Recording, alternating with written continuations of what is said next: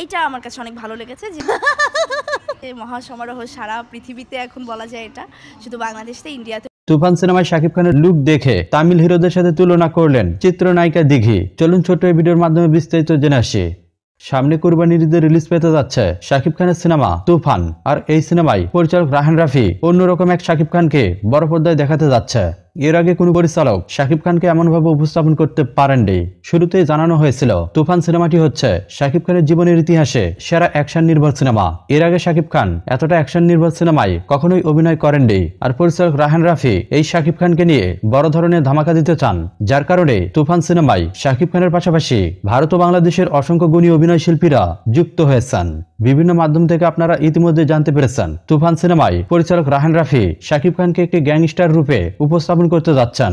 আর ইতিমধ্যেই তুফান সিনেমার shooting set থেকে শাকিব খানের বেশ কয়েকটি পিকচার সামাজিক যোগাযোগ মাধ্যমগুলোতে ব্যাপকভাবে ছড়িয়ে পড়েছে। আর পিকচারগুলো দেখার পর রীতিমতো ভক্ত অনুসারীরা অনেকটাই অবাক হয়েছেন, কারণ এর আগে এতটা ভয়ঙ্কর লুকে কখনোই শাকিব খানকে বড় পর্দায় দেখা যায়নি। আর যার কারণে বিভিন্ন ব্যক্তিবর্গ শাকিব খানের তুফান সিনেমার লুক নিয়ে বিভিন্ন মতামত পোষণ করছেন, যার ধারাবাহিকতায় বাংলাদেশের জনপ্রিয় অভিনেত্রী দিঘি সম্প্রতি অনলাইন পোর্টালকে জানিয়েছেন তিনি ফেসবুকে শাকিব খানের তুফান সিনেমার লুকটি দেখেছেন। আর সেই পিকটি দেখার পর তিনি প্রথমে তাকে চিনতেই পারেননি। তিনি মনে করেছেন হয়তো কোনো তামিলের হিরো, তবে একটু ভালো করে খেয়াল করেই তিনি বুঝতে পারেন আসলে এটি সত্যি সত্যি শাকিব খানের পিকচার।